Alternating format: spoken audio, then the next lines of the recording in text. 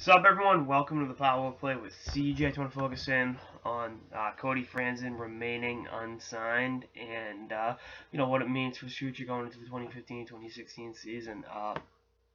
Prior to going over to the Nashville Predators, going back to the Nashville Predators, I should say, it looked like he was going to be one of the most sought after free agents, particularly among defensemen at the deadline on July 1st. He was at the deadline, and then his value depreciated after going over the Nashville Predators, and just a tough go of it. But you look at his body of work. He's a very good playoff player.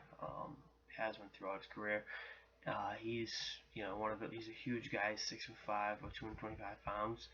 He moved the puck pretty well, and he still again has yet to put pen to paper with the team.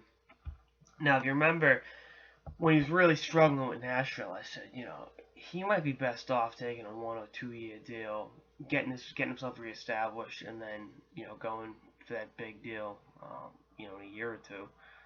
Looks like right now he's gonna be lucky just to get that that 1 year deal. I mean, some team will sign him obviously for the right money. I mean, pretty much any team in the league wouldn't shock me landing him at this point.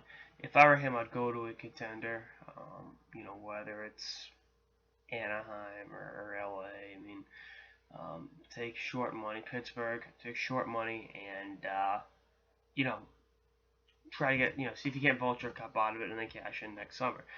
Play with some really good players. Get remind people how good you are, and then go from there. It's just it's a tough go of it.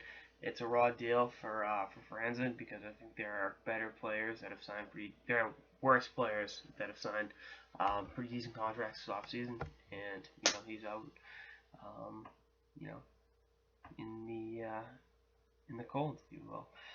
Just again, I don't know how many times I can say this, but sequels don't work in Hollywood. They sure as shit don't work in Nashville. I mean, you look at the return engagement for him and Santarelli. It was like, Jesus, that was awful.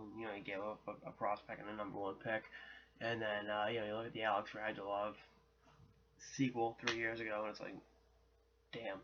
So anyway, we'll see what happens. Hopefully he cashes in and gets himself paid. I would like to see the Bruins land him, but that's probably not going to happen. So we'll see how it shakes up. Anyway, that's an episode of Power Play with CJ. Stay tuned for episodes for the off season and beyond. Later, guys.